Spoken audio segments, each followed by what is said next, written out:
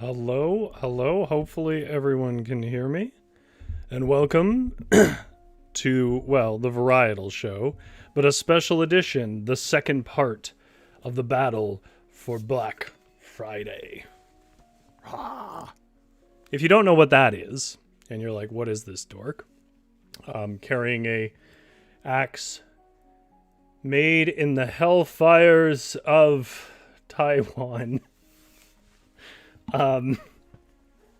What this is a choose your own adventure, and you've come into the second part. So if you don't know what this is, you're going to be a little lost. I will do a bit of a recap though. And I'll do a little recap on how this works. Basically, what we're going to see today is the second part of a story we started last week, and it has this logo right here, so it should be pretty easy to find. We also have a playlist of all our episodes that are basically choose your own adventures. I made a new playlist for it. Hello, GS. So part 2 here. What are we going to do in part 2? Well, I'm not going to tell you. You're going to find out. But basically what this is your classic old choose your own adventure books. Except I'm kind of running it in a more adult, makes it sound more serious than it is. It's still very goofy. This in particular is quite satirical. I think you'll get that. And basically I'll give you choices. And if you're here and you're in chat, you tell me what choice you want to go with, and we go with that choice. If you don't like the choices that are made, however, I do post up the choose your own adventures and you can see links to some of those down in the description below. This one won't be up right away, but if you're watching this video later, it's probably up by now, and you can find it on our website at varietal or varietal-literature.ca. Click through it yourself if you prefer to do it that way. But here's what we're going to do today. We're going to do this live. We're going to do this with the chat. The chat's going to tell me which choices they want to go to. I'm going to give you a little bit of a catch up on, to remind you what you did last week. Then I'm going to give us a reminder of sort of what the rules are and what they aren't. And then we'll see how far we make it. To be honest, this is pretty complex. This is one of the more complex ones I've done. Did my best to thin it out, but it was complex. So we'll see how far we make it. If we don't get done today, don't worry, it will be posted. We can find the ending that way. Okay, so Battle for Black Friday. Like all our choose your own adventures, you get 3 lives, which are going to be represented by 3 hearts. There you go. Now, those 3 hearts are amount to, like, if you go take a wrong turn and you die or something like that, which is going to be a lot easier in this second half here, we will remove a heart. And when you're out of hearts, you will have one more chance, and when you blow that chance, that's the end. Whatever end you get then is canon, and to find out other endings, you will have to play it on your own through our website. So, the Battle for Black Friday. What did we do last week? So here's the catch-up for what we did last week. Last week, you were asked by your partner to go get door crasher deals from Costco and Walmart. We went to Walmart. There was like 50 people there. Some lady threw us 30 feet across the parking lot. We decided to leave and go to the Costco. Now, the Walmart has the PlayStation 5, but there was 50 of them. The first 50 people through the door. And the Costco had 5 gas fire pits for your in-laws. So what you did last week was you figured out a way to get somebody to leave the line so that you would be able to get your own gas fire pit. But in doing that, you met Mator of Ant, who is a mythic ghost elf, kind of Nordic tradition, who seems to be carried along in a troll tooth necklace that was given to you by your partner when you left.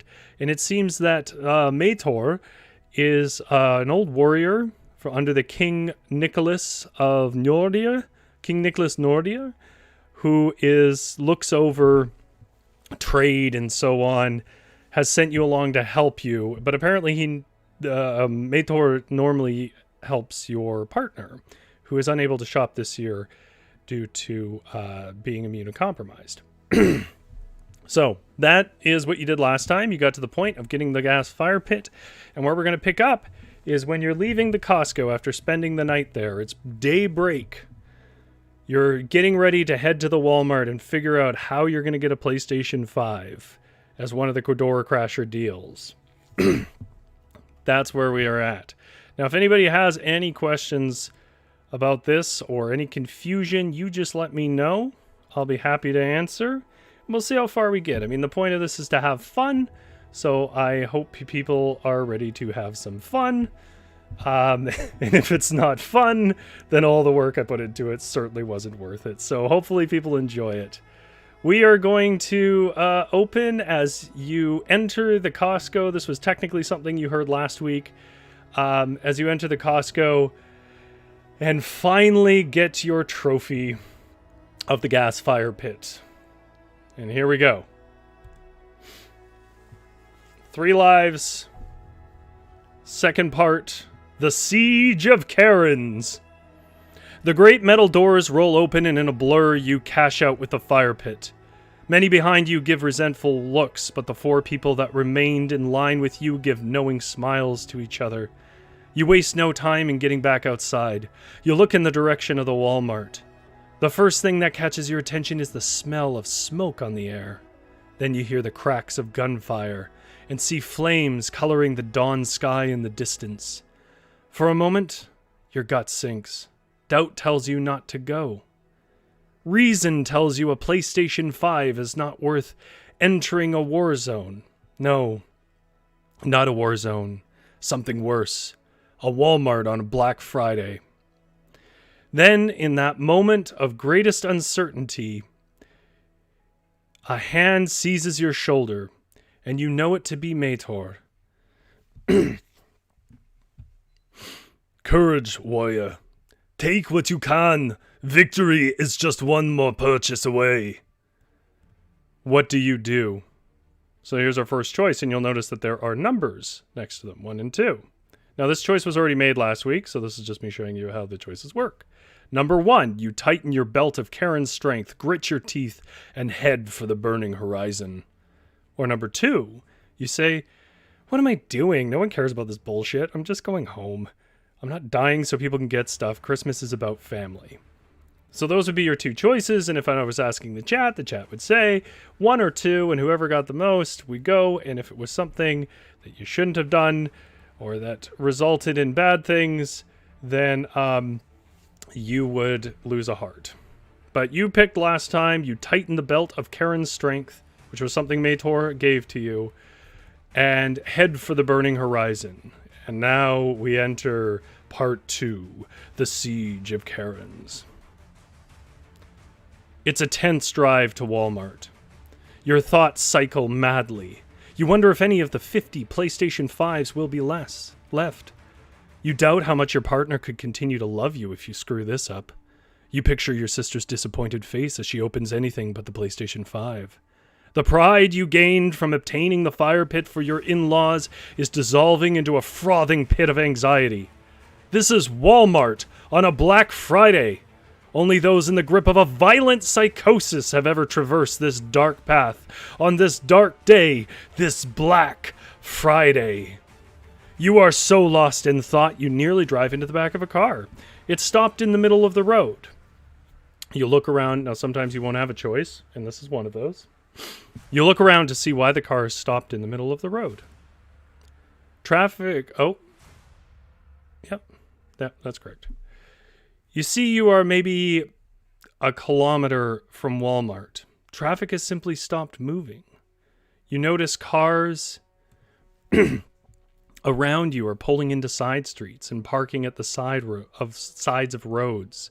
There are tributaries of people converging into a wide flow of pedestrians winding down towards the veritable sea of heads around the Walmart. You see cars billowing flames in the parking lot. You hear cries of anger and fear from the roiling mass of people pressing for the door. And yes, you hear the goblin shrieks of Karens carried upon the wind. You collapse against your steering wheel into a panic attack and say, "Oh God, what am I thinking? I can't do this. I can't face such monstrous inhumanity as a Walmart." Again, no choice, but a choice on this one, so pay attention. As you hunch in on yourself, you notice the troll tooth necklace your partner gave you is glowing. In the seat next to you, the apparition of Mator of Ant appears again, except their form is more substantial. Not quite here, but now a translucent and pale apparition rather than the hint of a shape in the mist.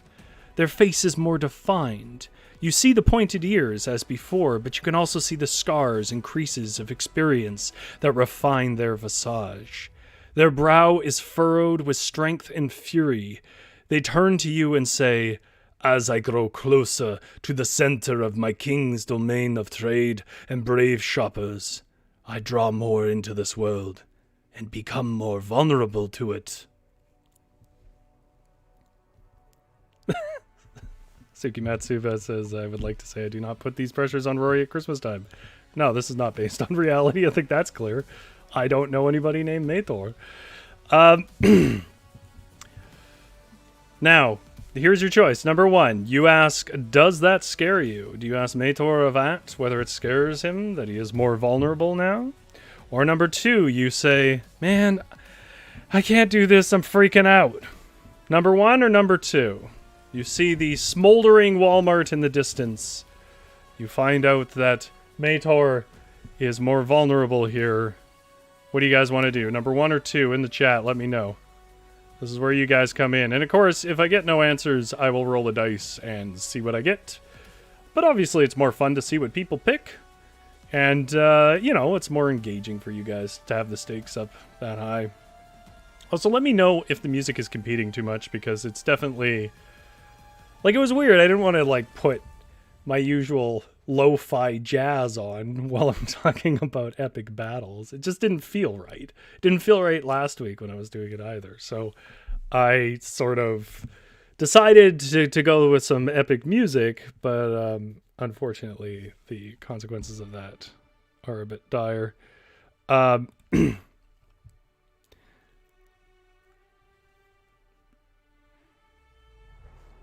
All right, so number one, does this scare you, is winning. So let's see what that does. You ask, does that scare you? He is silent for a long moment before he nods and says, "King Nicholas pulled my soul back from the swamps of Helheim once, but it was stretched thin in the strain. I know there is not enough of me left to return from those swamps again." How do you respond? Do you say, number one, why would you risk your life for some dumb shopping trip? Or do you say, number two, I thought you were from Valhalla. Isn't Helheim for non-warriors? All right. Will people go for the lore questions, or will they go for the character questions? That's always a curious one for a writer. What draws people in? Where should we be putting our time?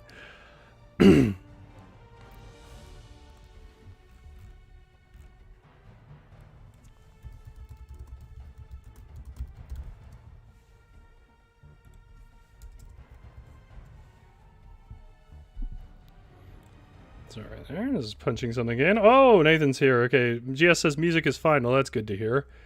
Nathan says 1. No, 2. I think that was the other one he was voting for. Okay, I thought you were from Valhalla. So we have 1 vote for I thought you were from Valhalla. I mean, maybe they were. It's hard to say, right?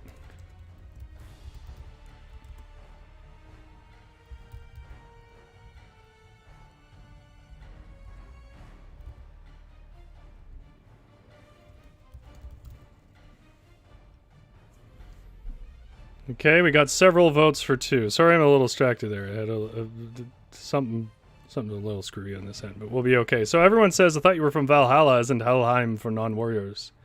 Mator looks out the window, and for the first time, you seem to have cracked his shell. He turns back and says, "We will both reach Valhalla's general store in the end, comrade. I promise. King Nicholas Njord and will not abandon those that persevere, even if we must die for it. How do you respond? You say, isn't that a lot to give for some dumb shopping trip? Or you say, man, I can't do this, I'm freaking out. Okay. So he doesn't seem to really want to be forthcoming about this. Whatever that means. GS says maybe he's actually a non-warrior. We shouldn't be relying on him. It's hard to say. Who knows?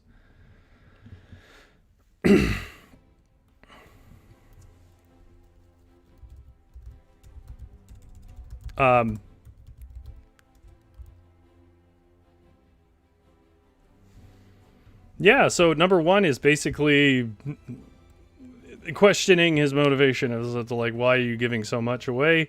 And number two there is just a statement about yourself and your own limits, of course. Man, I will tell you this. If nobody ever comes on this show again, on this side of the camera, it's because of how insane this gets. And how much I'm not sure my writer friends will talk to me anymore. These are introductory panels. You have no idea what you're in for.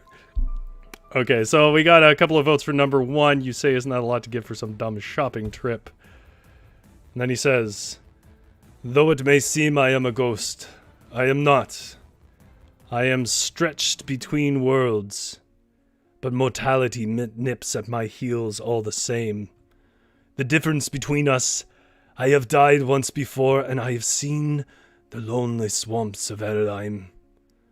And I have found mercy, and have been pulled back to the heights of Valhalla, sat amongst the greatest warriors that have ever lived. I know that loneliness awaits me in the cold light of eternity, Mator says with a nod. Yet you are still risking that for what? My sister's PlayStation 5, you ask? The eternity is inevitable. I know it is my memories that will abide with me here. So what would be more noble? To die for land? To die for wheat? To hold the line on my cattle's grazing grounds? Many soldiers I have met in the halls of Valhalla died for little more than some forgotten king's pride. There is no morning ferry that touches the world with the dew of meaning, comrade. There is only that which you believe in with passion enough to fight for it. No one but you, good warrior, preserves meaning in Midgard. So what does the PlayStation the 5th mean to you? How do you respond? I'll have to shuffle this up a bit. You say, because it's not for me. Or do you say, I'm not sure. Number one or two. Nathan says, also, is this guy Scottish or Russian? Well, if you ever tune in on Tuesdays, you'll find out that Rory's not very good at accents, but he keeps doing them. If you're here for good accents, I'm sorry, and thanks for tuning in. You tried. A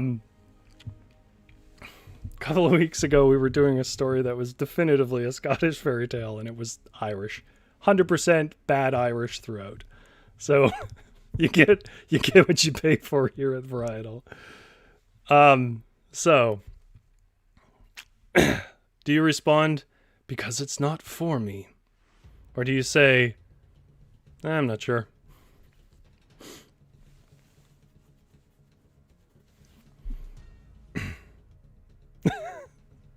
Okay, we got some split votes here. People going for the memes.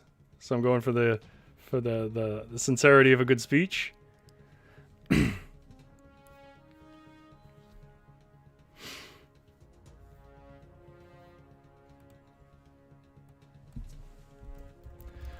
When I was writing this, I was listening to music like this, and let me tell you, it was great fun, is what it was. Like, it was great fun to sort of just live in your imagination without limits. I recommend it at some point, because obviously this is very stupid. I'm not delusional. But I don't know. It's fun. That's about all there is to it.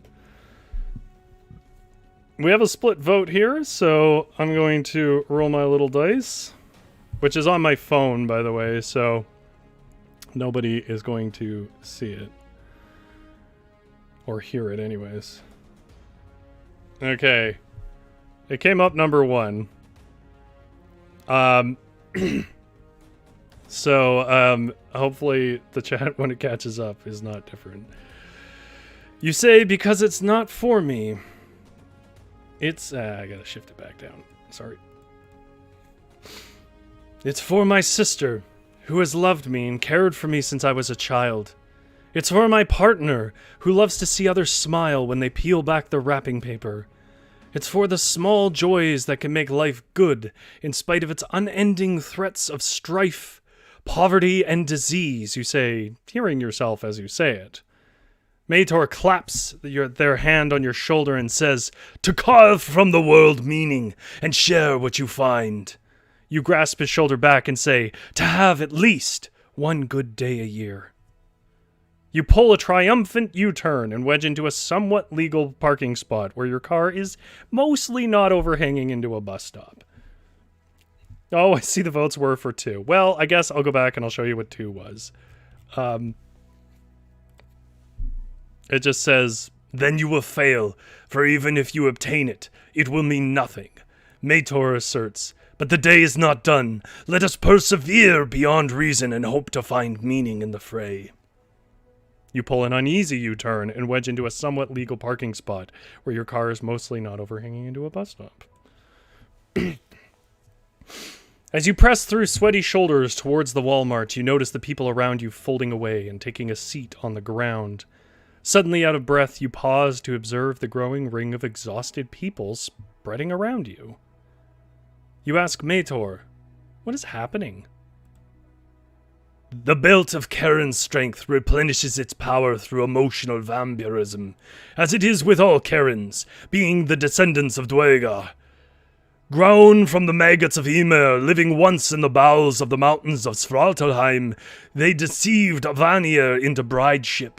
Mator spits towards the ground in disgust, then continues, the resulting spawns are the wretched gremlins known in your tongue as Karens, a Dwegar that may walk the lands of light without turning to stone.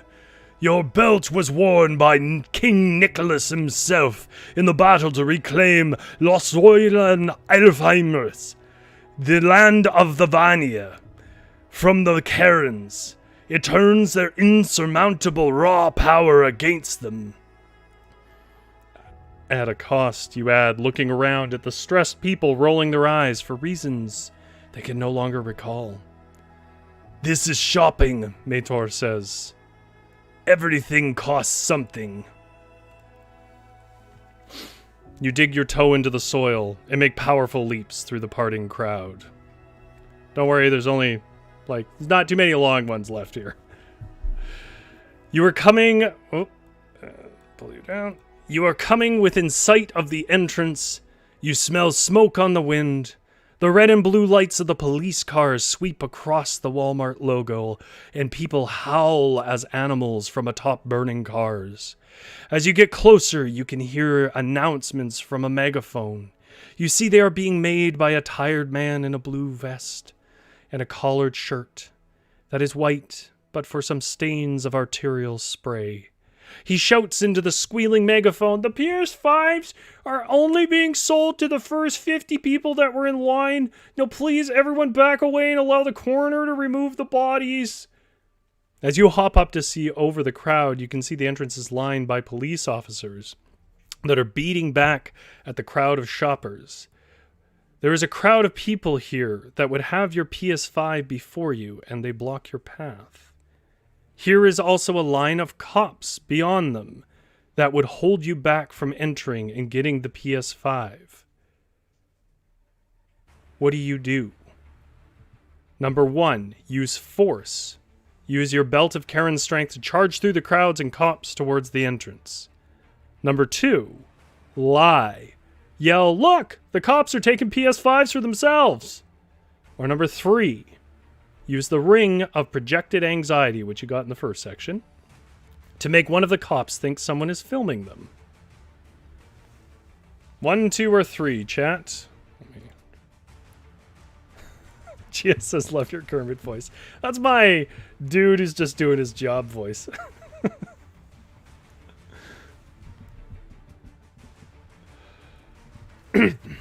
So we have 3 choices here. You can just slam your way through cops and crowd and try to go straight in the entrance. You could try a lie to see if you could turn the crowd's attention.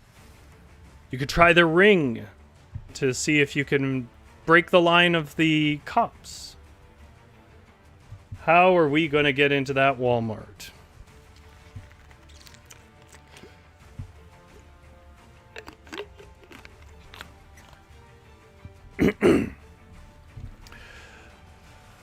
This song, for me, it makes me think of The Bourne Identity. And I think it's intentional, by the way. Sugi Matsuba says 3. Use the ring of projected anxiety to make one of the cops think someone is filming them.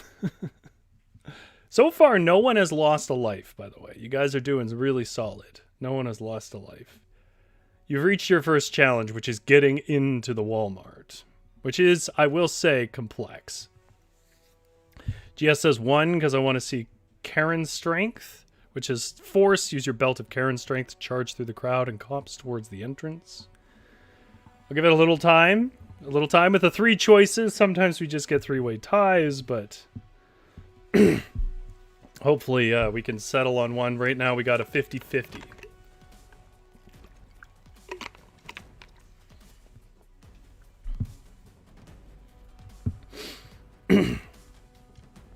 I will also say that your choices echo longer than they did in the haunted house. It's not as easy as just restarting from the last decision anymore. As a result, there are some different mechanics in this that I've implemented to make that a bit easier. But your decisions ripple a bit further. They may not be obvious whether you've made the right one or not. Okay, GS has caved for 3, so we'll go for 3 because that gives us a majority vote. Use the ring of projected anxiety to make one of the cops think someone is filming them. Okay. You focus on the greatest anxiety of a cop. Video evidence of them held by a common person. The thought barely feels like your own. The ring rumbles and feels ice cold. For a moment, your heart palpitates, and your breath shortens, then it leaves as quick as it came. You see one cop turn to another, and can just make out the words, "I think I see someone filming." The police sign surges over their guardrails and into the crowd. The police line is broken by the anxiety you projected, leaving the entrance somewhat vulnerable. What will you do now? Oh, we did ultimately get another vote for 3 too, a more serious one. What will you do now? Just shifting it up here. At number 1, press forward for the Walmart entrance. Number 2, lie, yell, "Look, the cops are taking PS5s for themselves," to turn the attention of the crowd. Or number 3, stealth, sneak around the side and stealth inside. Number 1, 2, or 3? Do we want to just try and walk forward through the crowd because now the cops are gone? Or preoccupied anyways? Or lie to the crowd to see if we can get the crowd to follow them? Or do you want to try and stealth around the side? Your decisions have consequences. Decisions you've made already have consequences. Good and bad. 1, 2, or 3? I know 3 decisions is definitely harder. But some of these, it was unavoidable. I apologize.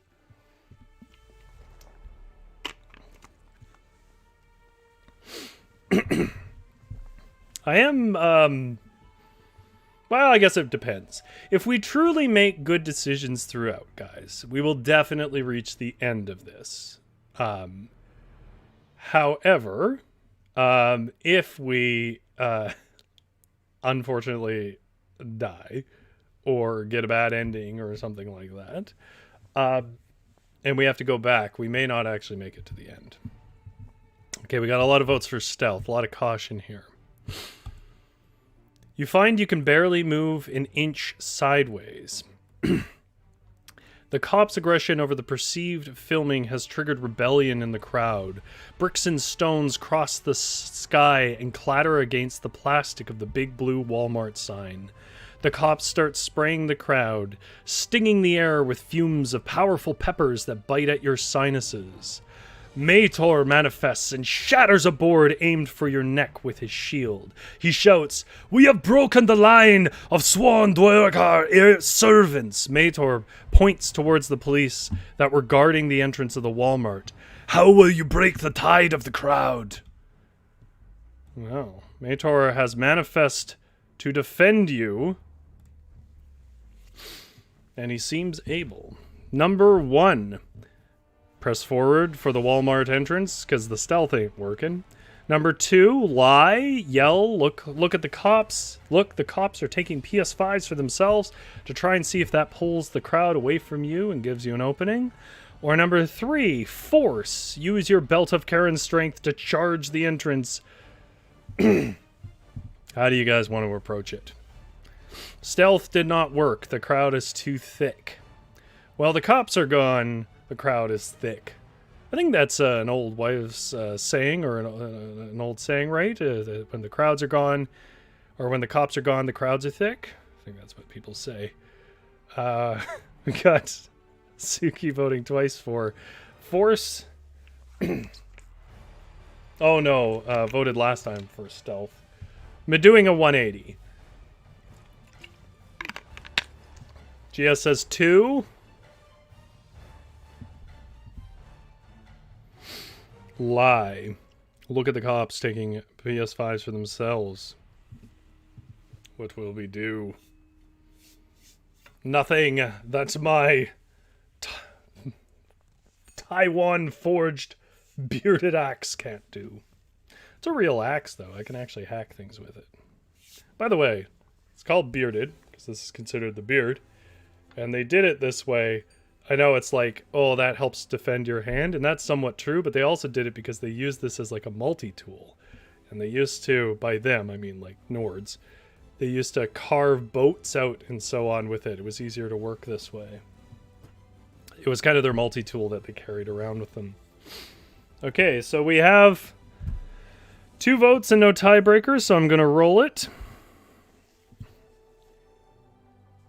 And it is 2. Lie. Someone in the crowd yells, let me shift it down. This is a long boy. Someone in the crowd cries, "Yeah, they are taking the PS5s. I saw them put one in their car." This surprises you. That was a lie, but now you wonder if it might be true.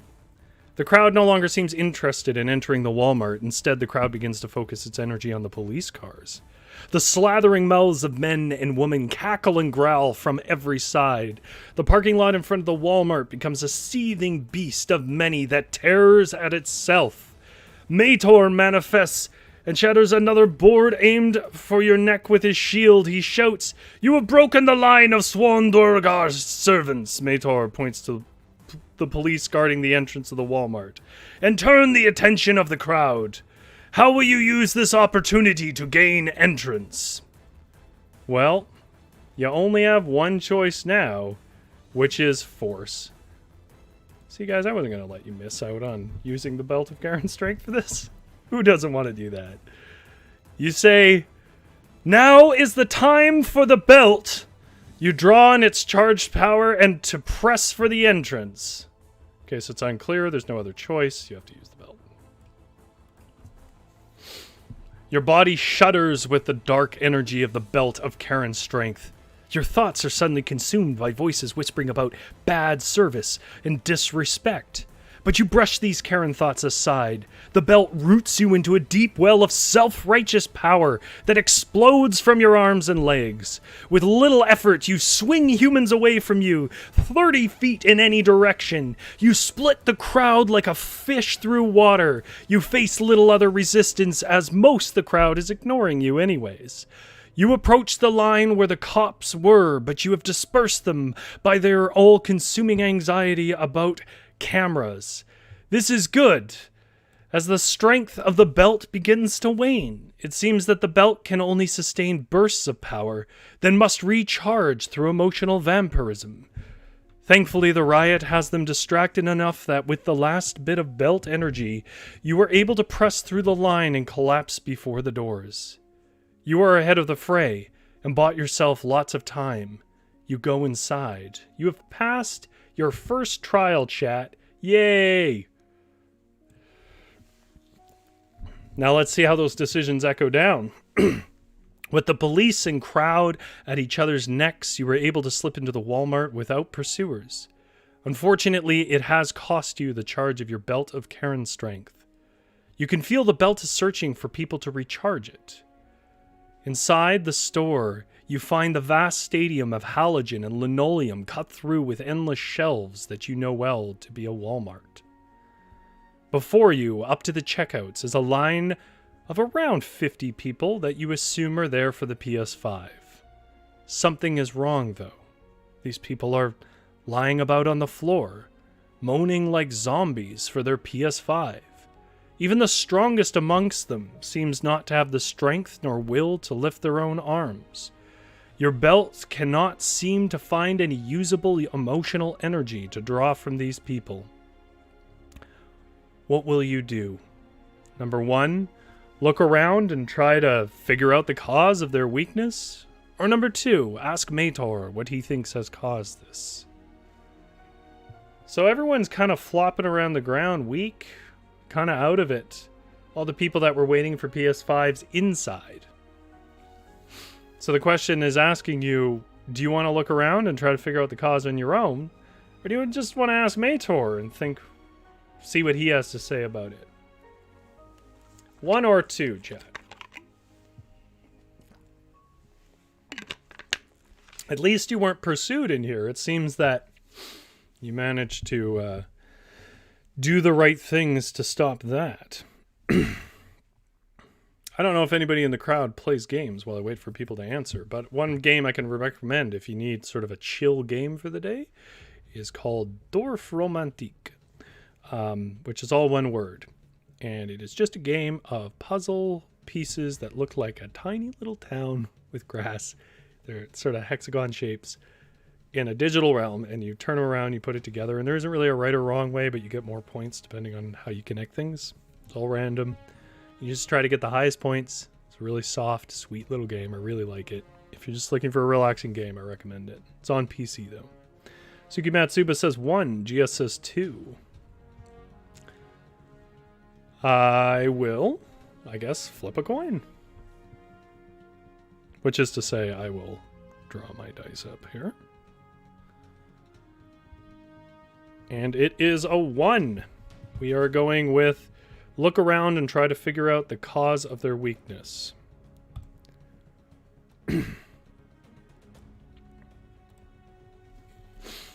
You look towards the head of the line. A woman that is there arguing with a very fatigued-looking staff member. The hoarse voice of the staff member says, "Ma'am, it clearly says only 1 PS5 per customer, which definitely means per household." The woman responds, "Do you have a dictionary in this dump? Clearly customer does not mean household, sir. I'm not stupid, even though the store constantly seems to think the customer is stupid. We only have 50 PS5s, and that is for 50 customers, ma'am." The clerk says, gripping the counter for support. "Oh, is that so?" the Karen says with an evil grin. "Then how about this?" The Karen snaps her fingers, then her form blurs and spreads into the shape of 49 doppelgangers. They speak and move in unison. "We are Karen. We are identical twins. We are the front of the line. We are Legion. We want PS5s."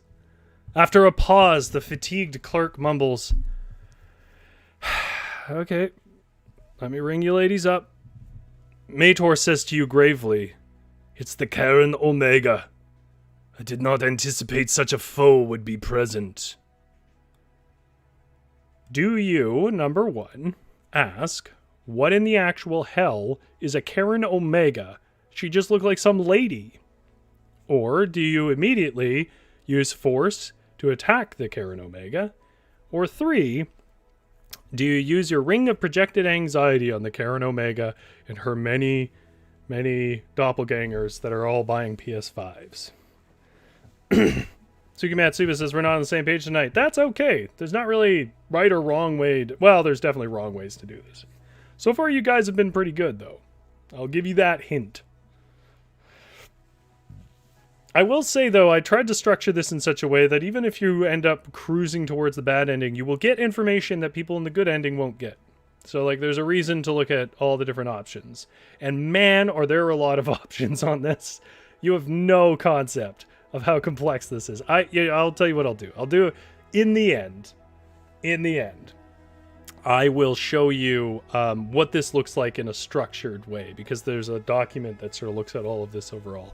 I will show you what this looks like. It's insane is what it looks like. Well, okay, so we got to vote for 1 and we got to vote for 3. And I know, because I know the story, that 1's less committal. 1 is really, like, unless it says force or ring or something, it's probably just lore. So if we have curiosity for lore, I'll go for lore. What in the actual hell is a Karen Omega? She just looked like some lady, you'd say. Mator responds, it's not a she or a he. It's a Karen, a nether beast of the underdwelling Dwegar. A hybrid of my people in the Dark Vanir that split off long ago. They serve a king who would thieve the domain of trade from King Njord. They induce a madness of unremittent greed that leads to such depraved acts as bot purchasing, reselling, and scalping. In their world, value is only determined by demand with no further nuance. They do not desire items, they just desire the act of possession. Mator snarls at this. There are few stronger in the domain of shopping than a Karen Omega. I wonder if you are truly able to face it. How do you respond? Number 1, force. You tighten your belt and say with determination, the PS5 gives you ray tracing for less than the cost of a graphics card, then attack the Karen Omega. Number 2, ring. Maybe we could stagger it, you say, and then raise your ring of projected anxieties against the Karen Omega. Or 3, nope, I just can't, you say, and hand the belt back before leaving. 1, 2, or 3, guys. What do you want to do? GS made an interesting observation. We have no strength left without vampirism, so we can't force. That's an interesting thought. It is interesting to see people, like, sort of slipping into what is, I will remind you, an extremely stupid thing. Like, even if you're like, oh, this is well done or whatever, even if you like it, it doesn't change the fact that it is fundamentally dumb. It's so dumb. You're shopping for a PS5 and I turned it into a just like a Lord of the Rings epic. It's the Edda of shopping is what it is. There's a reference people will get. Good job, Rory. Thanks. So we got a vote from Suki Matsuba for 2. In the interest of time, I'll go with that unless I see something in a minute. Okay. Oh, GS says 2 as well. Okay. Maybe we could stagger it, you say, and then raise your ring of projected anxieties against Karen Omega. You think, am I embarrassing myself? And project it to the Karen Omega from your ring of projected anxiety. The Karen Omega looks at you and laughs. You notice their head is crowned with a tiara that glows for a moment, then dims. Mator shouts with wide eyes, "It must be the legendary tiara of impenetrable self-righteousness, gifted by their parents from a young age. If you are to break through, you must choose something that creates a feedback loop in the tiara's arrogance. What do you do? Number 1, use the ring again, but this time project the thought, if the customer is always right, even when they're wrong, What does it mean if a customer disagrees with you? To try and destroy the tiara, or use force. Enough fiddling. Time for hitting.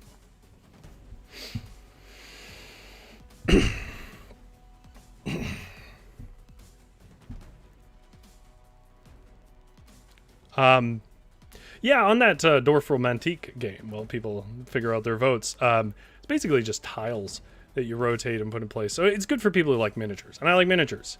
I know, there's a lot of things that don't fit with me, but I like miniatures, and that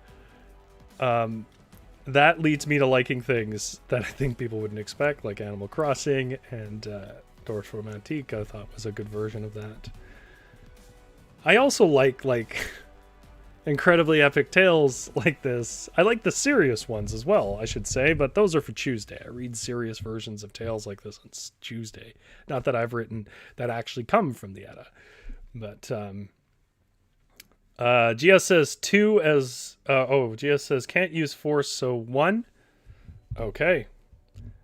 You project the thought the customer, and Suki says 1, so we got 2 votes for 1. If the customer is always right, even when they're wrong, what does it mean if a customer disagrees with you? You can see the tiara grow brighter and brighter. The metals start to bubble and leak down the beast's face. No! The Karen Omega screams. It breaks their concentration, and as quickly as they came, the doppelgangers disappear. The tiara explodes away from their brow. The Karen Omega looks up and says, "But I'm not done yet." Karen Omega looks around desperately for someone to pay attention to them, to give them power. However, the crowd did not follow you in, and those that were here are already too drained by the Karen to give a care about it. The Karen Omega then holds up their phone. A ghostly light emanates from it, and they shout, "Police! Give me the attention I need!" But the cops are distracted by their own worries with being filmed. The Karen Omega is left only with their dwindling power. The Karen Omega is winding up for a hit. How do you defend yourself? Number 1, you block high. Number 2, you block low. There is a logic to this, so see if you can figure it out. And good job! Now you can see the impact of your decisions. Without the crowd or the cops around, the Karen didn't have power. Imagine what would have happened if you'd only done one or the other, or none of them. Without getting away too much, you might be on track for a good ending. There's lots of decisions yet to happen. By the way, there's about 17 endings to this, and that's not a joke number. But some of those include like early endings where you just basically die or get arrested, which you guys have not run afoul of. There's tons of them. You're doing great. Doing a great job. So, will you block high or block low? Okay, Sugi says 2 with a question mark. The Karen is winding up to hit.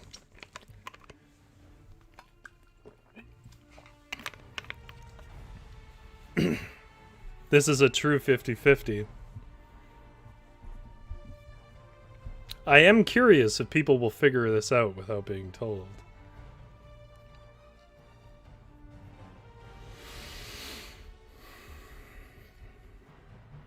I think this is the easier of them too. There are some other decisions coming that are a little more obscure.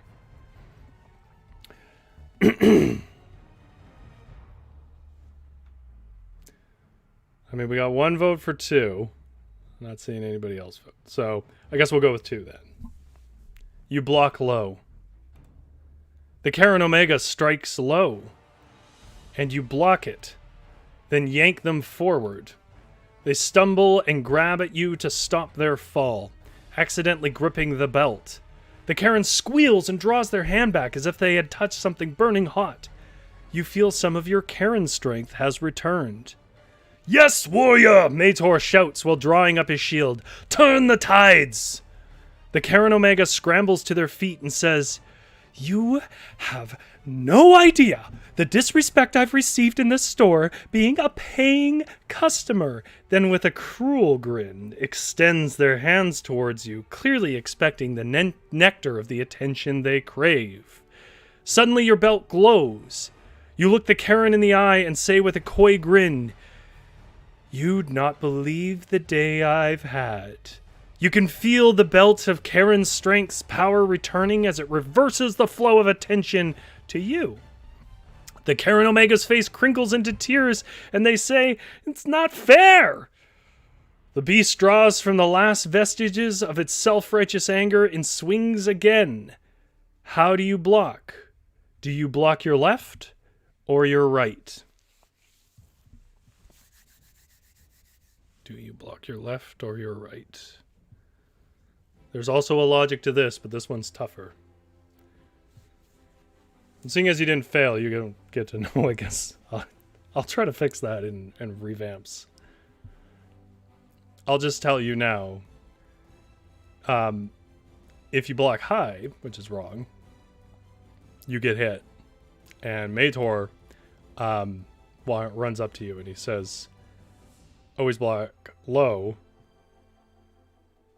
because the Karen always goes for the low blow.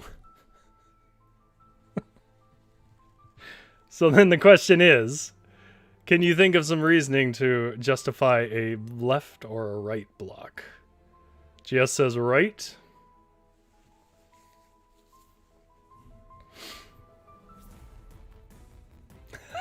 GS says because she's right wing. I'm glad that people are getting into the thinking here. That's great. All right, we'll go with right. You block with your right. The hit comes from the left.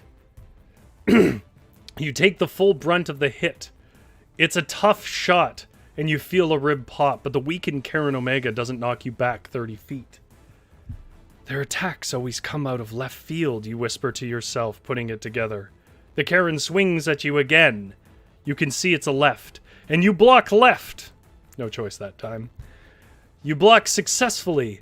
Mator spins in from the side. Let's see if we can get some better music for this.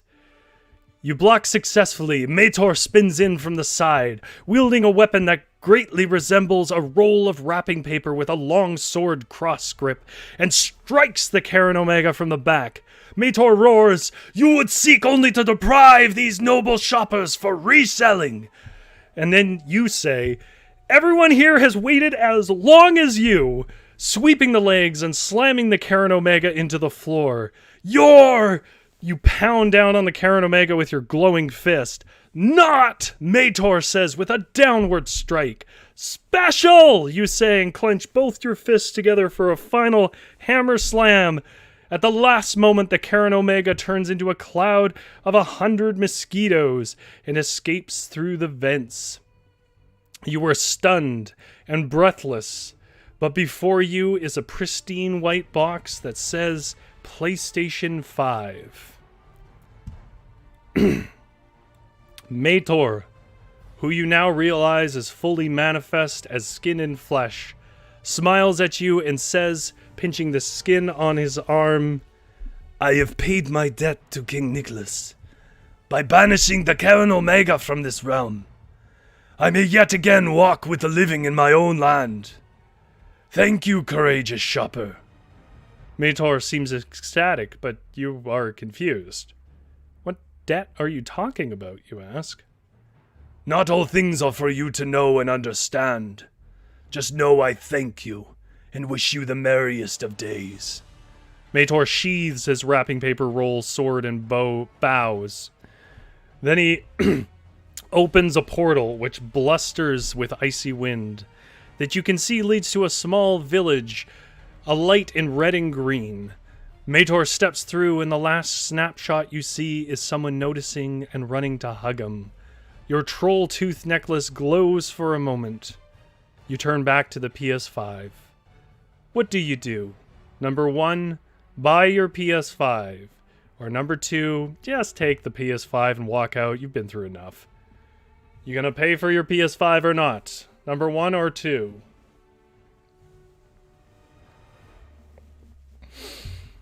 Mator has paid a debt that he never explained.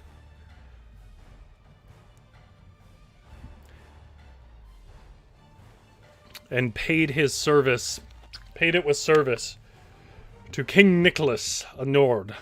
the god of trade, who had sent him to help the shopper. GS says, haha, great destruction, Karen. I definitely was in a weird place. Like, I without sort of ruining the atmosphere here, I was in this weird place where I, like, obviously I'm framing it that these are sort of troll-like monsters, and so I feel like that gives me some latitude, but at the same time, like, the association that I'm also playing on are real people. And I was like, I don't want to be in a position where people who cannot understand parody and satire think I'm actually telling you to go beat up people who are rude in a store. Yeah,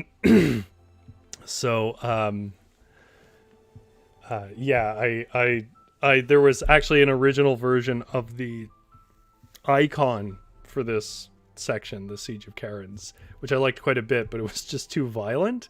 I was like, I don't want to put that on YouTube. It was too much. It's one thing if you're talking about actual creatures, but people, human beings, that's a bit different. And given that we're kind of on a weird line here, I didn't want to do that. Oh, I see people have voted and I'm rambling. GS says 1, buy it. Suki Matsuba says 1, buy it. Okay, number 1, buy your PS5. You walk past it all. Past the smoking wreckage of the parking lot. Past the upturned police cars. Past the slumped rags of people drawn into the riot. You walk past it and to your car. You set your PS5 beside your fire pit and drive home. Your partner greets you with an ecstatic hug and smiles at the glow in your tooth necklace. You learn your partner has been fighting with Mator since as long as they can remember. They seem a bit disappointed to hear Mator has left that service, but then they smile and say, Mator deserves it. You tell your partner about the Costco deception and the way you turned the tide against a Karen Omega. They laugh and congratulate you. You spend the rest of the day watching news reports with your partner. There are reports of mass destruction at the Walmart. You and your partner find the footage of people helping drag victims from the wreckage heartwarming. You think it's good that in times of great strife there are still people that will stop and help. You hug your partner. You aren't sure if everything you did was right, but you know it was definitely the best you could do with the situation. After all, Christmas is about your family. Your family. Later that night, there's a knock on your door. You open the door to find the police. Immediately, you think it could be for murder charges, as you did throw a lot of people pretty far. So you say, it was self-defense. The cops raise an eyebrow to each other and say, this isn't about any of the deaths. That kind of thing happens on Black Friday. We do have footage of you leaving the Walmart with a PS5, though, and theft on the other hand. You say, I didn't steal it. You grab your receipt, and after a quick review, they apologize, then leave. That year, you had the best Xmas ever, Christmas ever. Getting drunk by firelight with your in-laws, and then beating your sister at Dirt 4 because you lied to her about playing it for the last year on your PlayStation 5. The end. You guys made it to the end. That's excellent. And what that tells me is that I put too many choices. Because, man, this took way longer to rate than the last one, and you got through it quicker. Congratulations, guys. That is, I will tell you now, the best ending you can get. In most endings, Mator dies. I will just tell you that right now, because you're at the end. There are lots of ways to win it, though, to get to the win screen, just not with as much stuff as you have. Well, folks, thank you so much for coming by for the last 2 weeks for the Choose Your Own Adventures. I will probably do more Choose Your Own Adventures. I mean, they do very well, I will say that. People watch them. However, I'm just going to say this. They are an enormous amount of work. And to kind of show you what I mean by that, I will show you what this looks like in its raw overview form.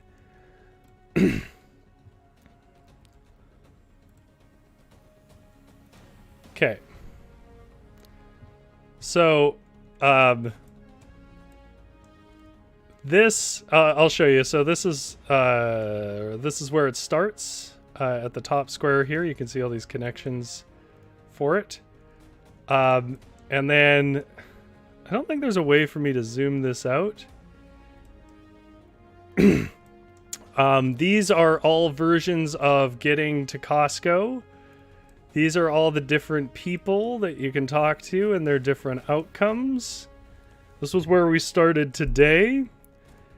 And this was all the different ways you can get past, or not get past, the doors and stuff.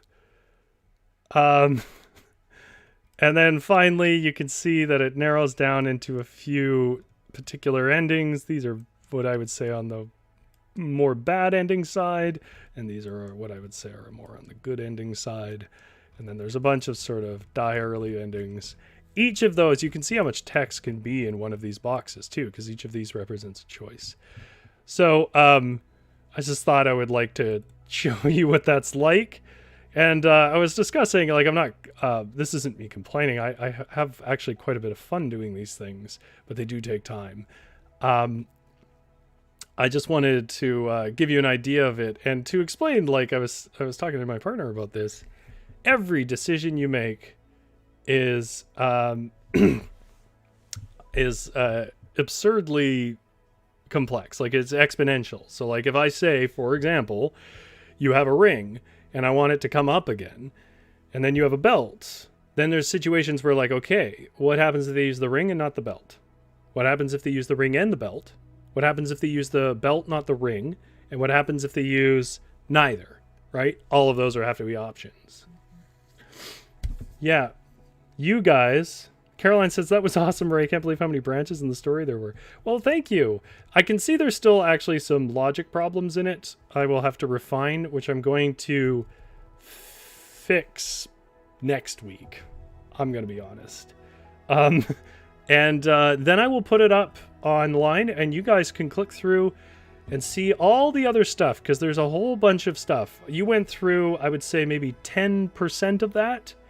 Of the actual potential options. I will say also there, like, for example, getting in, there's a lot of similar language and sequences, but then different things occur, you know, and different actions will have different outcomes based on decisions you made. Anyways, that's just me sort of taking a victory lap on what is a fairly long thing. Took me about 80 hours to put this thing together. I really appreciate everyone who came by and watched it and gave some support. You know, I have fun with you folks.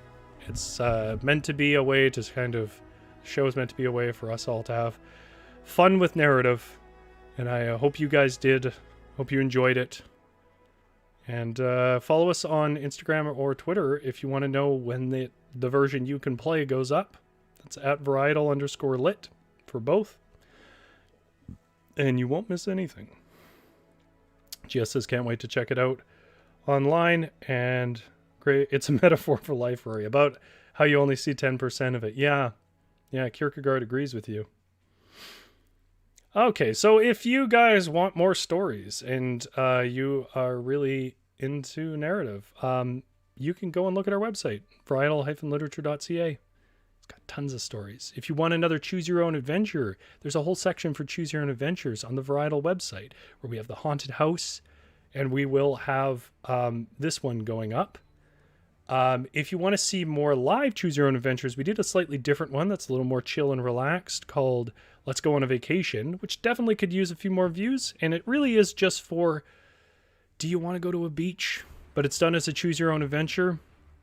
And Gia says, don't shop at Walmart tomorrow morning. No, don't. Don't ever shop at Walmart. Jesus. Be better. Do yourself, if nothing else. Thank you so much, folks, for tuning in. Really appreciate it. Enjoy the one-of-a-kind, unique outro screen that is for this. Thanks so much. I got nothing more to say. good to see you folks. Take care of yourself and have a good night.